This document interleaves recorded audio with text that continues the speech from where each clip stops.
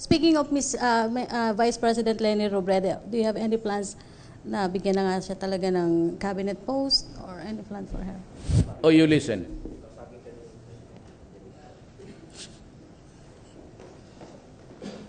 Ma'am Leni,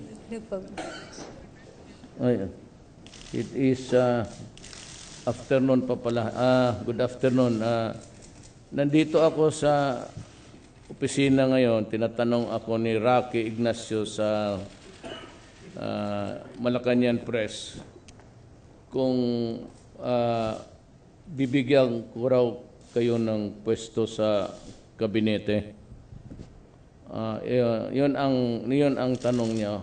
Pwede kong sagutin?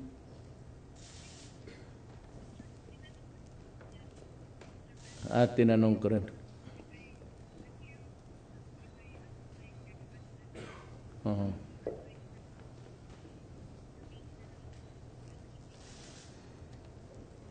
Kasi panay kasi ang nahihiya na ako, ma'am eh. Yang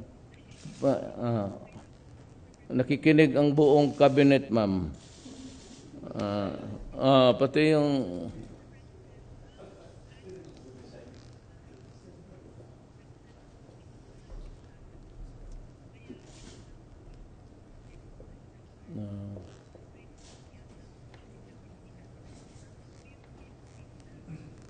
kasi gusto ko, alam mo ma'am kasi naman kita para mahinto na itong tanong-tanong.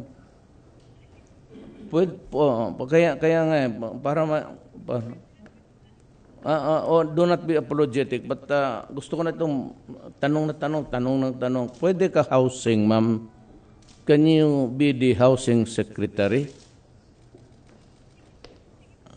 Tanggapin mo, ma'am? Yes.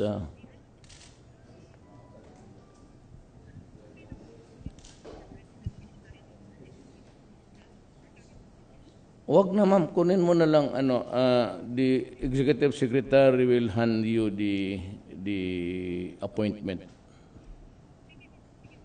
So mahinto na ito, ma'am, kasi tatanggapin mo man kaya. Sige, ma'am, so that you'll be on time with the next cabinet meeting and even on security matters para you'll be kept abreast of what is happening to our country. Just for you to know.